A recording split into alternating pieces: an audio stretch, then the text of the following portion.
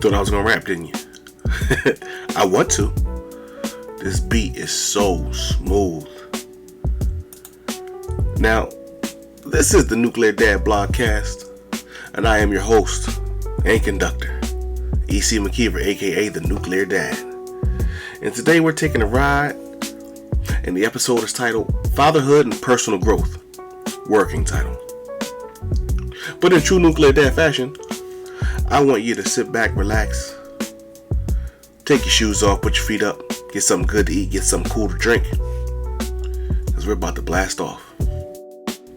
Becoming a dad, becoming a father, it's life-changing. And most times, if done right, it leads to significant personal growth. Now, in this episode, we're going to explore how fatherhood influences men to develop new skills, deepen emotional intelligence, strengthen relationships, and continuously strive for self-improvement. Now, we're going to go from learning new skills to talking about emotional growth to strengthening relationships, role modeling and self-improvement, and possibly building a support network. We're also going to talk about mindfulness and mental health and embracing change, all while being flexible while doing it. Fatherhood, it often requires learning practical skills such as time management and multitasking. Many dads find themselves mastering new hobbies or educational pursuits to bond with their children and manage family responsibilities. For instance, fathers, you guys may want to learn how to cook. What if mom's tired? What if mom's not around? I got a buddy right now. Shout out to my guy D-Ray, who is going through a single fatherhood phase, and he knows that I got his back. Anything he needs, he can call me. I even tried to get him to stay in his relationship. It didn't work, and it wasn't his fault, but I salute him for making the effort and trying. He learned a new skill in the process, which is admitting when you need help. Because he, like myself, we grew up prideful. We grew up, and this is not a bad thing, but we grew up self-reliant. We grew up knowing that if you want something done, you got to do it yourself. And he's in a position where he was fighting for his family. And unfortunately, he lost that fight. But that's no slight to him, because I know something better is right around the corner for that man. So if you listen to this, D, I love you, man. But I digress. Fathers may want to learn how to cook, fix things around the house, or even pick up some new sports or crafts to share with their kids. Now I got a little article. It's 12 important life skills dads wish they taught their kids sooner. How to make exercise a big part of your life is number one on this list. And the guy says, I wish I had modeled and practiced a daily workout regimen so our kids would have gained this healthy habit for life. Though my wife and I are generally healthy, we have not modeled or developed our own workout routine. And so, neither have our kids. A close friend of mine has done that, and the effects are evident throughout the entire family. He and his wife engage their kids to work out regularly, including daily push-ups, sit-ups, and stuff like that on a regular basis. Since they are ingraining this habit as a lifestyle early on, I'm sure their kids will continue this healthy practice for the rest of their lives. Number 2 is how to take good care of your home. I don't even need to read it. Take care of your house, man. Get those kids to pick up. Teach them to wash some dishes. Number 3 is how to forgive someone. Carrying the emotional weight of a grudge slows our ability to truly grow. It's better to forgive not only for the benefit of the person who offended you, but also for yourself. When I was young, I held on to old painful moments for far too long. While we shouldn't easily excuse every painful, offensive act visited upon us, we should quickly move towards relieving the pain of the experience in order to form a new relationship with ourselves. And no matter how small we view it, our wrongdoing will be measured. As I've gotten older, I realize that it's naive to believe that we won't someday be offended by others. I like to teach my kids about this lesson because I think it serves as a reminder that someday we'll all need to be forgiven for something. That's true. That's deep. Number 4 on the list is how to manage finances. Definitely. The life skill I wish I had taught my kids a lot sooner is financial literacy. Specifically, I regret not focusing on teaching them about budgeting and managing money from an early age. Early exposure to budgeting and money management would have provided them with the essential life skills to effectively handle their finances. Number 5, how to square up failure. Just recently, I created this concept of squaring up failure. So much of the time, we look at failure as a negative, but in math, when you square a negative, it becomes a positive. I'm not sure how or why, but it does. I fear that throughout my daughter's life, I made failure out to be a negative without emphasizing the learning that comes when we square it up. It could be through a painful review process or even through forgiveness. And because failure is often a direct result of having taken risks, by having overemphasized the negative of failure, I fear that I may have kept her from some unique success that could have come from her taking risks more. I have taught her this now, but I wish I could have taught it a lot sooner. Next thing is how to use tools. Very essential, gentlemen. My father taught me how to use tools when I was a little guy, and then he regretted it. I remember I was always building something, breaking something, taking something apart, putting it back together. I remember we would have wooden broomsticks back in the day. Now everything is like this cheap metal or some kind of flimsy plastic. But I remember the old school wooden brooms, and when they would get too old to use, my mother would throw them in the trash, and I would go dig in that trash and take the broomstick out, grab my dad's tools, get an old pair of shoes, some nails, a hammer, and a saw. And I would cut that broomstick into 4 equal pieces, or as equal as I could get it if I couldn't find a tape measure. And then I would take the shoestrings and the nail and connect 2 of them together, 2 of those pieces. And I would make nunchucks. I don't know how many pairs of nunchucks I made in my life as a kid, but it was a lot. It seemed like a lot. But I knew how to use tools early. And this is definitely something that's essential that you need to teach your kids how to use, boys or girls. I know a lady who she said her father wished he had a boy, and all he taught her was how to fix cars and trucks. And I don't think she's ever visited a mechanic. It's an essential life skill that we all need. Number 7 on the list. Next up is how to listen. I mean really, truly listen. My kids are almost legal adults, and I see them tune out a lot when they're being spoken to by their mother or siblings or anyone else. I don't mean that they're rolling their eyes when they're being told to do something. I mean someone is sharing something with them that they asked about, and their eyes glaze over or they turn their attention to their phone. It's really important to learn how to listen intently and take in what someone is saying. In personal relationships, at work, and in the world in general. And I wish I spent more time practicing that skill with them. If you're not listening, you're not learning. And you're not able to help if someone is sharing something painful or important. You also need to know how to thoughtfully express feelings. A lot of people, and they say a lot of men, cannot properly articulate what it is that they're thinking, and I can be guilty of that sometimes. Luckily, I'm a person who thinks before I speak. I usually don't blurt out things unless I'm having a random conversation with a friend, and those are when the funny moments come. You know, I just don't think about it. I blurt it out, and there's usually a joke or something involved. I'm kind of good on the spot with that. I don't plan it, but I'm naturally funny. Number 9 is how to adapt. This gentleman says, I have 3 boys, and the number 1 skill I wish I taught them sooner is adaptability. Change is occurring at a faster and faster rate, so young adults need to foster better resilience and flexibility in order to adapt to what life throws at them.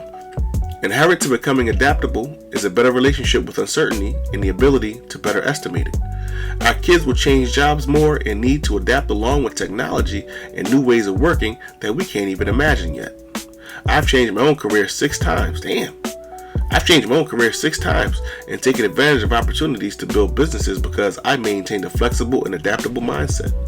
I see a big lack of adaptability in many adults today, so Teaching such a skill to my kids earlier on would have set them up for success more effectively. That's real. Some people don't know how to adapt to change. I'm one of those people. I go with the flow, man. I roll with the punches. I hit you with the rope-a-dope. You feel me? Number 10 on the list is how to develop a strong work ethic. I mean, I don't even need to read it.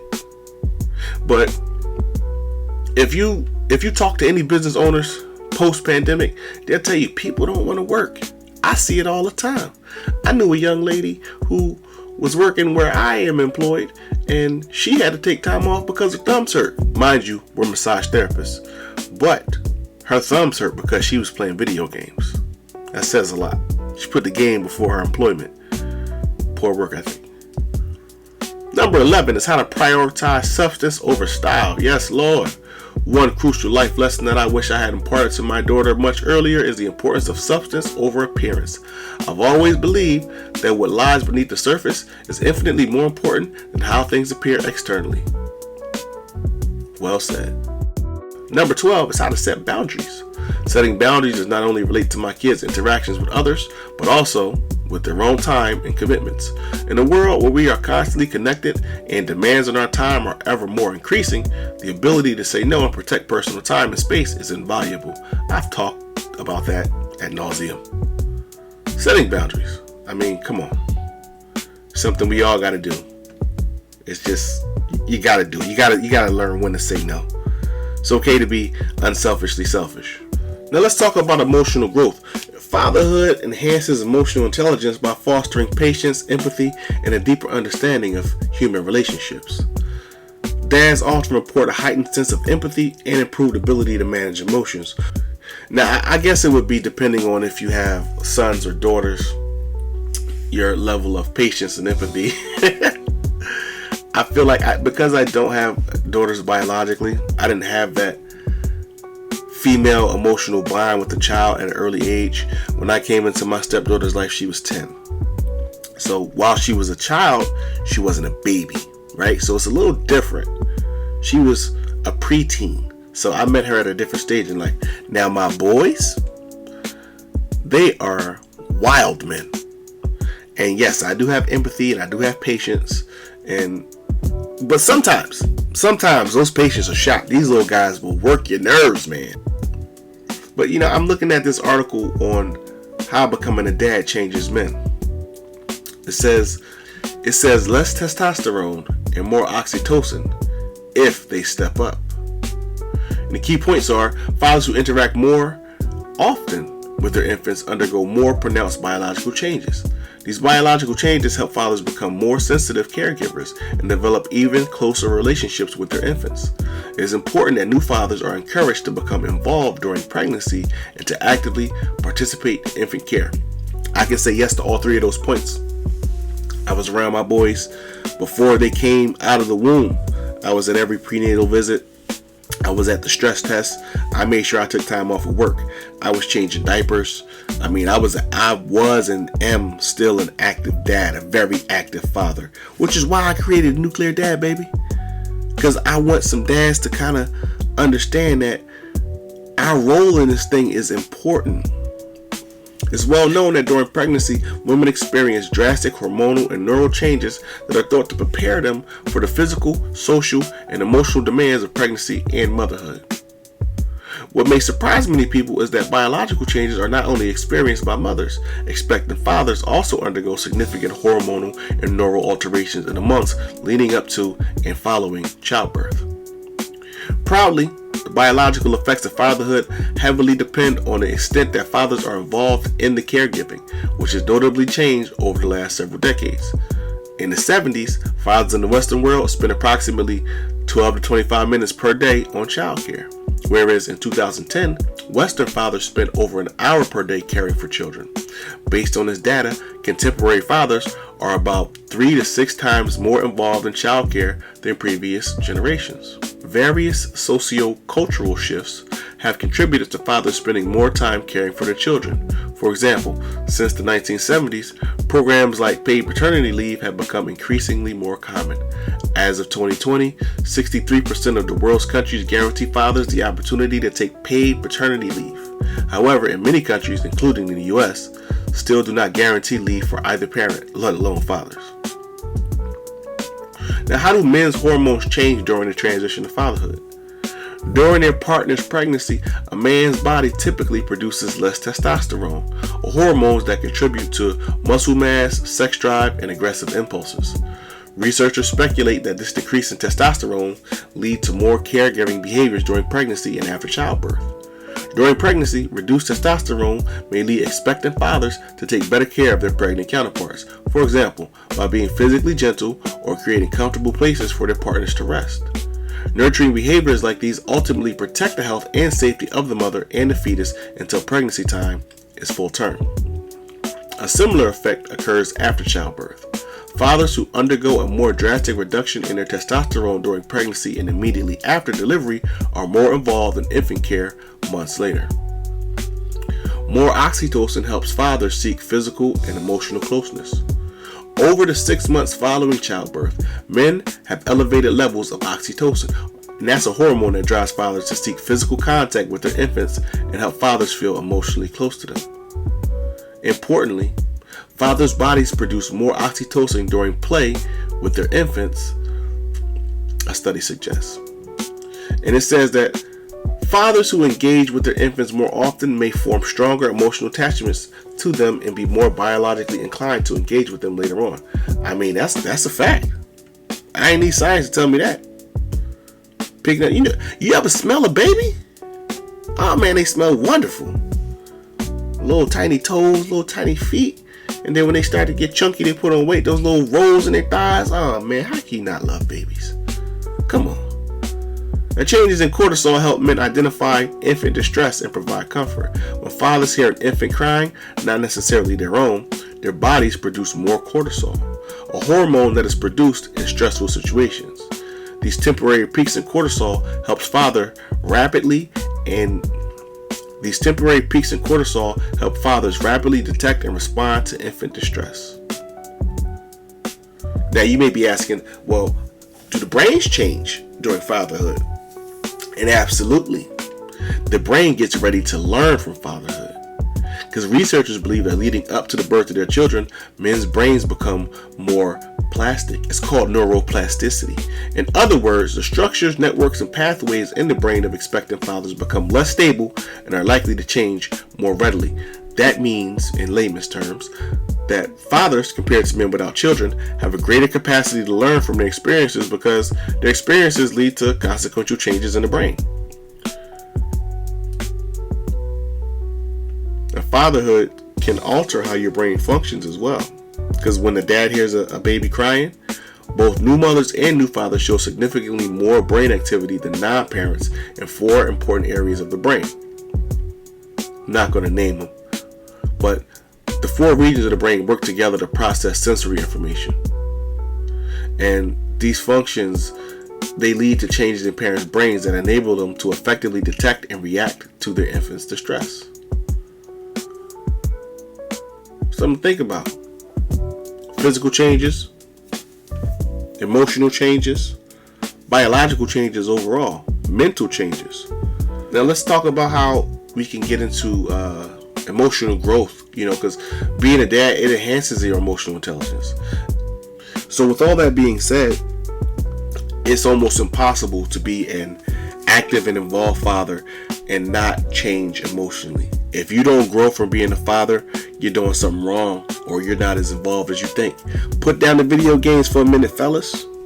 And even if you don't, even if you're a gamer, which I don't have a problem with gamers, it's just not my thing. The best games are the ones that you make up with your kids. We got this game called Doggy Bite. Kids kind of made it up. We made it up together. One day my wife was on the phone, and I don't know who she was talking to, but I think she was talking about me. So I came in the room barking like a dog. And I heard her say, "No, we don't have a dog. That's just him acting stupid." And the kids heard it. So they come in the room, "Oh, what's that?" And I said, "What's what?" They said, "I heard a dog." I said, "No, you didn't." They said, "Yeah, I heard a dog." I said, "You heard woo, woo, woo, woo." And I started barking and chasing them. And when I caught one, I bit him up. So now we gotta play doggy. We gotta play Doggy Bite. It's a game. But it's fun. Way better than anything I've ever played on PlayStation. And that comes to the next point with strengthening your relationships. Little things like this, it strengthens your relationship. And being a dad can improve relationships, not just with the kids, but with their partners, with their family, with their friends, by fostering collaboration and understanding. Shared parent responsibilities and open communication can strengthen maternal bonds and marital bonds and paternal bonds. It just strengthens bonds, period. While family support systems become crucial for personal and collective growth, having these shared experiences, being a parent, co-parenting in a healthy relationship or working towards a healthier relationship, it's an umbrella effect. It's a trickle-down effect. It's a domino effect. Being a parent, being an active parent, being an active spouse, being an active partner will strengthen every other relationship in your life. And with all of this stuff going on, and you becoming a better partner and a better parent and an overall better person, whole time simultaneously the kids are watching this and they're taking it all in. And whether you know it or not, you're a role model. Kids are modeling the roles that you play. So role modeling and self-improvement, with us acting as role models and we're inspiring self-improvement and we're setting positive examples for our children, the drive for continuous growth involves setting personal goals and pursuing education and demonstrating values such as responsibility, integrity, resilience, and perseverance. Now, boys need positive role models, right? Now, when it comes to stuff like this, it's important to have a good support network. Not every man knows where to go and who to turn to get the tools that they need to become a better father and a better role model and a better husband and a better partner and a better overall person. But that's why you have me. That's why you have us, the Nuclear Dad. We are a collective. Whether you know it or not, if you're listening, you're a part of the fold. Father, expecting father, grandfather, doesn't matter. We are Dad 2.0 in a new evolving world, a new society, ever changing, the new normal, as they say, post 2020. Dads are doing more. Dads are stepping up to the plate. There's no such thing as toxic masculinity over here. Show your boys what it is to be a man, a real man. Show them some Billy Blanks movies or get them a Taibo class if you remember what that is. Show them some Chuck Norris. Show them some Steven Seagal. Show them some Jean-Claude Van Damme. Show them some real manly things. Take them out in the woods. Go camping. Build some stuff. Start a project. Even if it's art, even if you're not mechanically inclined, even if you can't break down and fix an engine, or if you can't change a flat, do you know how to paint? Do you know how to cook? Doesn't matter what it is. Just be active. Be a part of their life, because they're going to remember this. They're only young once. And I've had so many parents say this to me. And also, as they grow, you got to embrace change and flexibility, because being a dad often comes with unexpected challenges and changes. And we got to talk about the importance of being adaptable and flexible in your parenting and in your personal growth. And embracing change can lead to new opportunities for growth and development of not only you, but the babies. Now, in conclusion, we're wrapping up.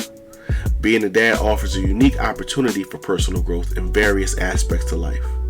And I'm encouraging you to reflect on your journey and set personal development goals, and engage with different resources and communities that support it. If you don't got nothing else, you got the Nuclear Dad. That's all I got for you, man. I hope you enjoyed it. I want to knock these episodes out. I want to bring you consistent quality content, because who knows when I'm going to take another hiatus.